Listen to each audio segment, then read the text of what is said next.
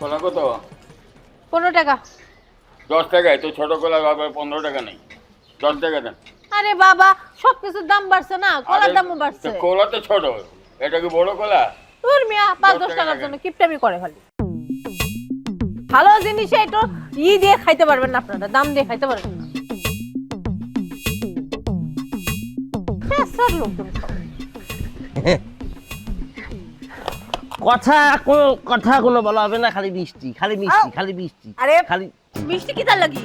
বাহ, গতকালকে বলছি না একটা সুখবর তুমি পাবা। সুখবর? হ্যাঁ। কি তা? কি ভুলে গেলে চলবে?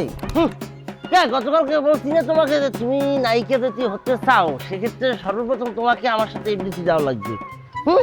ওই যে দেখেন তোমার নায়িকা শাকিলা পারভিন, তারপরে তোমার ইয়া বাবা আছে না অনেকে ড্যান্স দিয়ে নায়িকা সেই জায়গায় আর কি, বুঝতে পারছো? আপনি তো কইছিলেন। হ্যাঁ হ্যাঁ, এখন আমি ওর চিন্তা করে দেখছি যে আমি এক ফিট তাহলে এফডিসি থেকে ঘুরে আসি, বুঝতে পারছো? তা উনি যে গেলেন কি কি দেখলেন, কি কি করলেন? সেখানে তো ব্যাপার কাজ করছি, আর তুমি বুঝবা না, বুঝতে পারছো? কি তোমার যারা শুটিং করে এবং যারা শুটিং করায় এর ব্যতীত বহিরাগত কোনো পাবলিক কোনো মাইন্ডের ঘরের মাইন্ডের এই ধরনের সাবজেক্ট বুঝবেই না। Shooting is a very important একটা বিষয়, বুঝতে পারছো?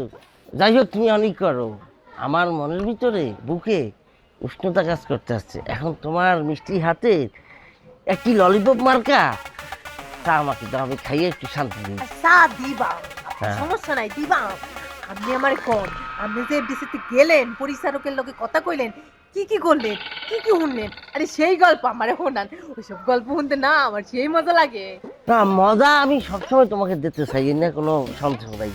ওই কি আমাকে আসুকিয়া একজন ডাইরেক্টর আমাকে কল দিচ্ছে, ওই যে ডাইরেক্টর তোমার নাম করা ডাইরেক্টর আবু কালাম, তো সে আমাকে বলছে যে আশিক খান তুমি কোথায় আছো? আমি বলছি ভাইয়া আমি তো একটু ব্যস্ত আছি, বিশাল কাজের চাপে আমি। তো বলছে দেখো তোমার এই কাজের চাপ ব্যস্ততা দেখাইয়ে তুমি আমাকে ফাঁকি দিতে পারবে না, অতি জরুরি তুমি আমার সাথে এফডিসিতে দেখা করো, তোমার সাথে আমার আলাপ সারিতে আছে।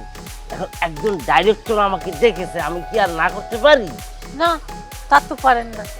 আচ্ছা আপনার ডাইরেক্টর মনে আপনার অনেক ভালোবাসে তাই না?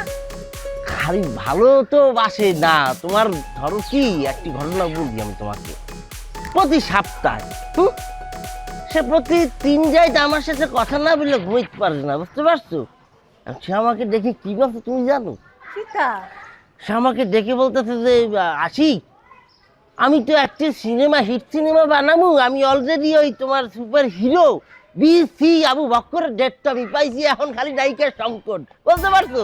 আমাকে তুমি একটা সুন্দরী নায়িকা অ্যারেঞ্জ করে দাও, যে নায়িকাকে দেখলেই দর্শক খালি খারাপ হয়ে যাবে, বুঝছো?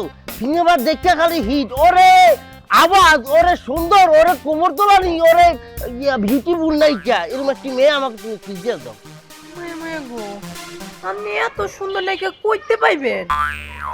আমি কিন্তু চরম হতাশ, বুঝছো? কোথায় পাবো মানে কি, নায়িকা তোমার সামনেই বহা, আর তুমি বলতেছো যে আমি কোথায় খুঁজবো? তুমি জানো তুমি কি পরিমাণ আউলে সুন্দরী, কি পরিমাণ ডেউটিং মার্কে সুন্দরী, তোমাকে দেখে নায়িকারা মানে অনেকে লজ্জা পেয়ে এফডিসি সাইডে দেয়। হইছে আর পাম দিয়েন না, আমার নিজের প্রশংসা নিজের শুনতে শরম লাগে। শরম প্রথম করবে, এরপর জিনিসটা স্মুথ হয়ে যাবে। তোমার নায়িকা যখন তুমি হবা বা নায়িকা যখন তুমি ভিতরে তোমাকে শরম লজ্জাকে এটাকে রিলেট করে বিতাড়িত করতে হবে। এদের শরম লজ্জা বলতে কোনো কিছু নেই, খালি ড্যান্স আর ড্যান্স, বুঝতে পারছো? তো সাকি দেবা না আমি হ্যাঁ সাটা দাদা মিষ্টি দেবে সারপ্রাইজ, মিষ্টি যদি মুখ থাকতো তোমাকে অভিশাপ দিত। মিষ্টি খাই না ডায়াবেটিস, তুমি চা দাও চা দাও।